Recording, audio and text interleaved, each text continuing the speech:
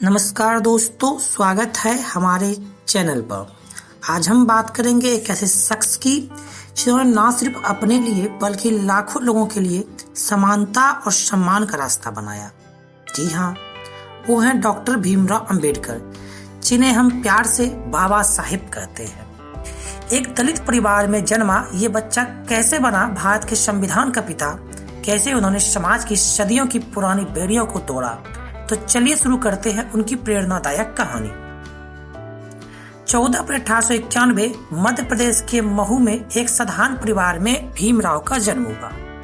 उनके पिता रामजी सकपाल ब्रिटिश सेना में सूबेदार थे और मां भीमाबाई एक गृहिणी, लेकिन उनका परिवार महार जाति से था, जिसे उस समय अछूत माना जाता था। स्कूल में भीमराव को अलग बैठना पड़ता था। पानी पीने के लिए उन्हें चपरासी पर निर्भर रहना पड़ता था, क्योंकि अछूत बच्चे नल को छू नहीं सकते थे। लेकिन इन मुश्किलों ने भीमराव को कमजोर नहीं बनाया। उनकी आंखों में सपने थे और दिलों में हौसला। उनके पिता और एक शिक्षक महादेव अंबेडकर ने उनकी पढ़ाई को प्रोत्साहित किया। 1906 में 15 साल की उम्र में उनकी शादी रमाबाई से हुई। हालांकि उस समय जैसा कि आप जानते हैं, शादी कम उम्र में हुई थी, इसलिए उनके साथ भी यही हुआ। तत्पश्चात 1912 में उन्होंने बॉम्बे विश्वविद्यालय से बैचलर्स की डिग्री हासिल की। ये उस समय के लिए बहुत बड़ी बात थी। भीमराव की प्रतिभा को बड़ौदा के महाराज सायाजी राव गायकवाड़ ने पहचाना। उनकी स्कॉलरशिप की मदद से 1913 में भीमराव न्यूयॉर्क के कोलंबिया विश्वविद्यालय पहुंचे। वहां उन्होंने अर्थशास्त्र में एमए और पीएचडी पूरी की। फिर लंदन गए। वहां लंदन स्कूल ऑफ इकोनॉमिक्स और ग्रेस इन में कानून की पढ़ाई शुरू की। विदेश में पढ़ाई करने के दौरान उन्होंने सामाजिक न्याय, समानता विचारों को गहराई से समझा, लेकिन पैसों की कमी के कारण उन्हें बीच में भारत लौटना पड़ा। फिर कोल्हापुर के साहू जी महाराज की मदद से वे दोबारा लंदन गए और 1923 में बैरिस्टर बनकर लौटे। सोचिए, एक दलित लड़के ने दुनिया के सबसे बड़े विश्वविद्यालयों में अपनी जगह बनाई। ये थी उनकी मेहनत और लगन। भारत लौटने के बाद अंबेडकर ने दलितों के हक के लिए आवाज उठाई। 1924 में उन्होंने बहिष्कृत हितकर्मी सभा बनाई, जो दलितों की शिक्षा और सम्मान के लिए काम करती थी। 1927 में महार सत्याग्रह में उन्होंने दलितों को सार्वजनिक तालाब से पानी पीने का अधिकार दिलाया। यह सामाजिक समानता की दिशा में एक बड़ा कदम था। 1930 में कालाराम मंदिर सत्याग्रह में उन्होंने दलितों को मंदिर में प्रवेश का हक दिलाने की लड़ाई लड़ी। उन्होंने मूक नायक बहिष्कृत भारत जैसे अखबार शुरू किए ताकि दलितों की आवाज बुलंद हो। 1936 में उनकी किताब एनिहिलेशन ऑफ कास्ट ने जाति व्यवस्था की जड़ों पर प्रहार किया।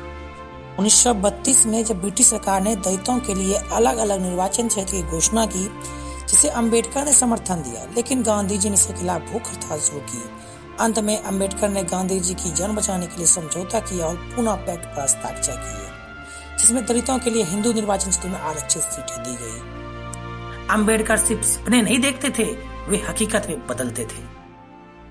1947 में जब भारत आजाद हुआ तो अंबेडकर को संविधान सभा के ड्राफ्टिंग कमेटी का अध्यक्ष बनाया गया।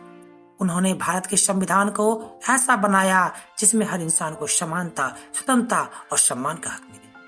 अनुच्छेद 17 के तहत छुआछूत को गैर कानूनी घोषित किया गया। दलितों और पिछड़ों के वर्गों के आरक्षण की व्यवस्था की गई। 26 जनवरी 1950 को भारत का संविधान लागू हुआ, तो संविधान बनाने में उनकी मदद के कारण प्रेम से उन्हें भारतीय संविधान का पिता कहा जाता है। उन्होंने न सिर्फ कानून बनाए बल्कि करोड़ों लोगों को नई जिंदगी दी। 1947 में वे जवाहरलाल नेहरू के मंत्रिमंडल के पहले कानून और न्याय मंत्री बने। उन्होंने हिंदू कोड बिल पेश किया, जो महिलाओं को समान अधिकार देने के लिए था, लेकिन इसका विरोध हुआ तो अपनी बातों को नहीं मानने के कारण 1951 में उन्होंने इस्तीफा दे दिया। अंबेडकर का मानना था कि असमानता को खत्म करने के लिए समाज को नया रास्ता चाहिए। 1935 में उन्होंने कहा, मैं हिंदू पैदा हुआ लेकिन हिंदू नहीं मरूंगा। 14 अक्टूबर 1956 को नागपुर में दीक्षा भूमि में उन्होंने 6 लाख समर्थकों के साथ बौद्ध धर्म अपनाया। उनकी आखिरी किताब थी द बुद्धा एंड हिज धम्मा में उन्होंने बौद्ध धर्म की शिक्षाओं को सरल तरीके से समझाया। लेकिन 6 दिसंबर 1956 को दिल्ली में उनका निधन हो गया। भले ही आज बाबा साहेब हमारे बीच नहीं है, लेकिन उनकी शिक्षाएं आज भी हमें प्रेरित करती है। उन्होंने कहा था, शिक्षित करो, संगठित करो, संघर्ष करो। 1990 ईस्वी में उन्हें मरणोपरांत भारत रत्न से सम्मानित किया गया, जो भारत का सर्वोच्च नागरिक सम्मान है। उनकी शिक्षाएं शिक्षित करो, संगठित करो, संघर्ष करो आज भी दलित और वंचित समुदाय के लिए प्रेरणा है। हर साल 14 अप्रैल को हम लोग अंबेडकर जयंती पूरे भारत में उत्साह के साथ मनाते हैं। अंबेडकर जी ने हमें बताया कि इंसान जिसने मुश्किलों की मात दी, भारत को नई दिशा दिखाई, उनकी जिंदगी हमें सिखाती है कि कोई भी सपना असंभव नहीं है अगर हौसला हो। अगर आपको ये कहानी पसंद आई तो इस वीडियो को लाइक करें, अपने विचारों को कमेंट में बताएं और बताएं कि डॉक्टर बाबा साहेब अम्बेडकर के विचार आपको कैसे लगते हैं। बाबा साहेब को श्रद्धांजलि देने के लिए इसे अपने दोस्तों, अपने परिवारों के साथ शेयर करें। तो मिलते हैं अगली वीडियो में। जय भीम, जय भारत।